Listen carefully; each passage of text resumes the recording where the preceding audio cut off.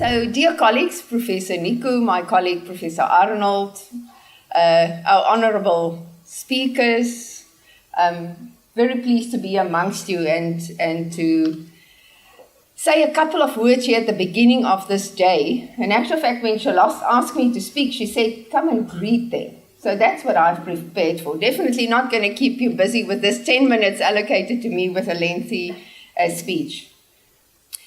However, if one thinks about Women's Month and how it has played out in our own country, I find myself often in the morning, and I think it's because of my portfolio, that if I wake up, I think, wow, you're awake, yes, breathe. But then, so what's happening at this point in time in New York City? What's happening in Cambodia? So I try to visualize myself exactly at that point what's happening globally in terms of our connectedness. And especially during Women's Month, I've been thinking more than before about women. If we for one moment think about women and girls in Syria and what has been happening, I've had the fortune to visit a couple of years ago in my previous job a camp that is set up by the government of Jordan for immigrants on the border of Lebanon, Jordan, and Syria. And if you get to these camps, and I'm talking about 1 million people staying in this immigration camp, of which mainly women and girls. And when you get there, it's hard to then realize the facts of life to say that pregnancy continues. Women who delivers babies continues. Everything else that women and girls needs every day, it doesn't stop when you're in that position. It continues. And that was so hard for me to see the challenges of women and girls and what they experience in countries like Syria. Right now, if you just think of what's happening globally, how women and girls, together with men, are fleeing Venezuela. And you can see pregnant women carrying the bags. So yes, around the world, women and girls are not in a good space, although we want to believe it is true. In our own country, very sad to see that violence against women and girls is continuing. And we should not think for 1 minute, and this is so interesting if we look at the statistics, that oppression is only by men. In a report released by Statistics South Africa in June this year, and the report is Crime Against Women in South Africa, it says, according to the estimates of the survey, 3.3% of men and 2.3% of women say it is acceptable for a man to hit a woman. So if you start thinking about it, that almost as many women as men think that it's okay in our country, that it's fine that there can be circumstances of violence against women. And then they would say, if you read the report, they say, well, if you are not listening to men, if you talk back to them, if you don't do your duties at home, it's okay. And then I want to say, is this real? 2018, a report released this year. Also extremely concerning is the number of women who have become victims of sexual abuse in our country, which have doubled since 2016-2017 from the previous year. And the number of women who experienced sexual offences jumped from 2015-2016 from 31,000 about to in 2016-2017 to 70,813, really doubled within 1 year. Now, one can say, well, one can unpack the reasons for that. Is it now better reporting? What's happening? Of concern is that we are not in a good space. And we also need to recognize that there's a growing resistance around the world. And we've seen in social support how women has taken this up. For example, the hashtag #MeToo, hashtag #CelebrateWomen. And often I find the South African women in a space of not really speaking up. So today I've decided, given this bleak scenario, and all the work that we still have to do as women in South Africa, the theme of today is that this is a celebratory day of women. And I thought that I would rather want to share some highlights or tips in terms of how do we celebrate our womenness, and especially linked to the work environment and in higher education.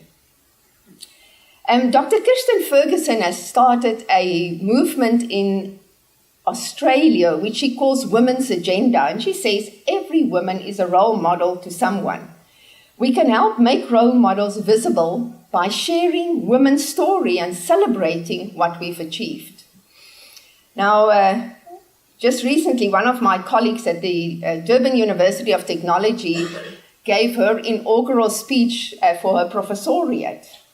And the title was PhD in Health Sciences. And the PhD in Health Science, that was the title of her inaugural speech. And the PhD stood for Pull Her Down, because she was talking about women. And she was saying that in South Africa, we are so good as women to pull one another down and not celebrating the stories. So what is it that we can then do to celebrate the stories that of women? In her book, and it's a very interesting book for those of you who can find it, book written by Vice-Chancellor, and she speaks about women's inhumanity to women. And in this book, she's done hundreds of interviews with women and with teenage girls. And then she came to the following conclusions. She says, the first step to celebrate women is that we need to realize it is a process. We have to accept, she actually says, we humbly have to accept that it's a process. So what does that mean? It means that women need to take the responsibility to transform and envy, and move from envy to tolerance, and from the evil to the good. And if women are not going to take that responsibility, nobody else is. But I also want to highlight the point, and that's why I really am so thankful for the role that Professor Nico Koopman is playing in terms of social impact, because we need our men colleagues to be advocates for women's rights. Often when women shout for women, people don't hear it. But the moment a man speaks up on behalf of women for women's rights, it's got a huge impact. So therefore, I want to also challenge our male colleagues here today to take up that role, to start that process and be advocates for women's rights. The second point that she makes, she says, acknowledge and do not deny the truth.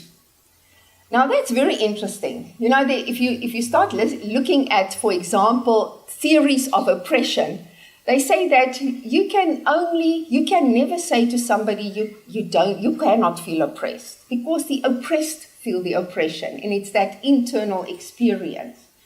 So how do we create then that sensitivity? Because as women feeling oppressed, it's that realization that if you try to explain what is happening to you in a workplace, for example, scenario, then people will say, it can't be that bad. Oh no, I didn't mean that. And how do we change that to say that we acknowledge and not deny that is the truth? So it's that acknowledgement of what you say is true. I understand from your world, and that's not how I've experienced it. But unless we shift towards that point where we accept that, we will consistently say it can't be that bad. The third point I want to make in terms of celebrating women is to be strong. Develop a strong sense of the self and our own uniqueness. No one can take away the good from you. What you've accomplished, no one can take away. Honor your own ambition. And women are often not good at doing that. We don't honor our own ambition, and we also don't honor the ambition of other women. And therefore, I see that, the moment that we support one another, it really, and in becoming strong, it takes that courage. And courage is something that you don't build within one day. It's like exercising a muscle. You need to build courage. It requires work and it requires commitment. And that's what I see in terms of celebrating women and really recognizing women's rights, is that it will take courage because it needs to be consistently on our agenda. The fourth point is be strong enough to take criticism. Now, this is a very hard thing for women. Often, and this is realistic, comes from our heart, it's true. Often women become so offended, and yes, we are more emotional. That's the reality. And in this emotion, often the reaction is to be more oversensitive towards criticism. And that's the challenge for us as women then to stand back and say, well, we need to learn to gently respect how we give criticism, but also then to say that the criticism is outside of me, but I need to find a way of how I internalize it so that it is criticism that will build me and not break me down. The fourth point that I want to make is learn to express your anger, however, within rules of engagement. And what do I mean by that? This is your own personal rules of engagement, not to keep a grudge against somebody, because it's live and let live. As women, because we are so sensitive, because we are so prone to take criticism very hard, it's very easy to hear at the back of your mind, keep that old cow alive for years. And she says, no, develop your own rules of engagement, and that is based on not keeping a grudge. The next one, very simple one, very simple for women. Do not gossip. Do not gossip. Do not gossip about another woman. That's really what it is. It is the moment that we gossip about other women, we actually slander our own goals that we've set. Because what you've said today, you cannot expect tomorrow of somebody else. So it's really that truthfulness in how we live and how we celebrate our womenness without breaking down somebody else. Apologize when wrong is the next one. And some women find it easier, others not. But if you're perfectionistic, that becomes very hard sometimes. But that's also a threat to very good relationships. And then the last one, point that Vice-Chancellor makes in celebrating women, she says, treat every woman respectfully. And that is a challenge, no matter where you go, to look at somebody equal, as in that it's not about class, race, status, but that everyone has that value to bring.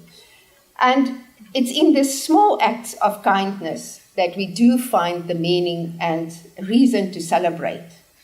And I want to conclude with a quote from Maya Angelou that says, "A woman in harmony with her spirit is like a river flowing. She goes where she will without pretense and arrive at her destination, prepared to be herself and only herself." So today I celebrate each and every woman in this room, and I want to say, be yourself. That's ultimately what will keep us going. Thank you.